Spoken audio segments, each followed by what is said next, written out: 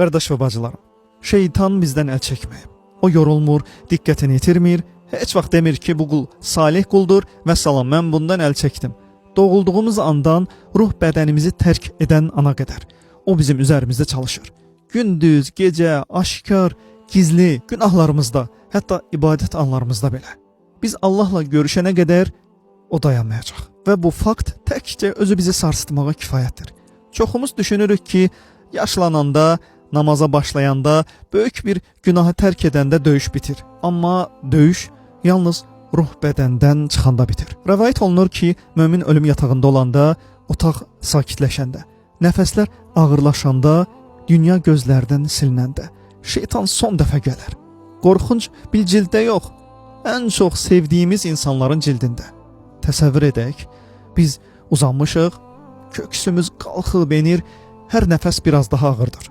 Bilirik ki, bu sondur. Bilirik ki, Allahla görüşmək üzrəyik.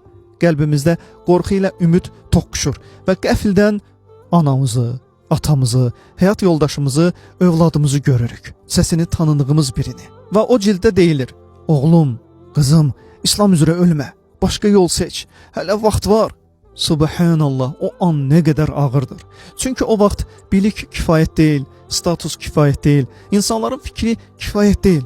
Yalnız iman qalır, yalnız qəlbdə olan qalır. Zəif iman təhlükəlidir. Tövbəni gecikdirən qəlb, günahla oynayan qəlb, haramla rahatlaşan qəlb, qafillik içində yaşayan qəlb. O qəlb son anda müdafiəsizdir. Amma Allah bizi qorumasız qoymayıb. Allah mömini möhkəmləndirir. Çətin olsa belə namazına sarılanı möhkəmləndirir. Nəfsi çəkəndə belə haramdan uzaqlaşanı möhkəmləndirir. Büdürəyəndə yenə tövbə edəni möhkəmləndirir. Şeytan son dəfə gəldiyi yan Allah möminin qəlbinə mətanət verər, köksünə hüzur verər, dilini möhkəmləndirər və mömin deyər, xeyr, sən şeytansan, biz İslam üzrə yaşamışıq, İslam üzrə də öləcəyik. Bu əminlik birdən yaranmır. O, tək qaldığımız anlarda yaranır. Nəfsimizi deyil, Allahı seçdiyimiz anlarda yaranır. İndi özümüzdən soruşaq, əgər ölüm bu gecə gəlsə, imanımız kifayət edərmi? Dilimiz möhkəm qalarmı? Ruhumuz Allahla görüşərkən özünü təhlükəsiz hiss edərmi?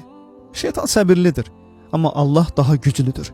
Şeytan vəsvəsə verir, Allah mətanət bəxş edir. Elə isə indi Allaha qaydaq. İmanımızı indi gücləndirək. Allah bizə sarsılmaz qəlb versin. Allah bizi ölüm anında qorusun.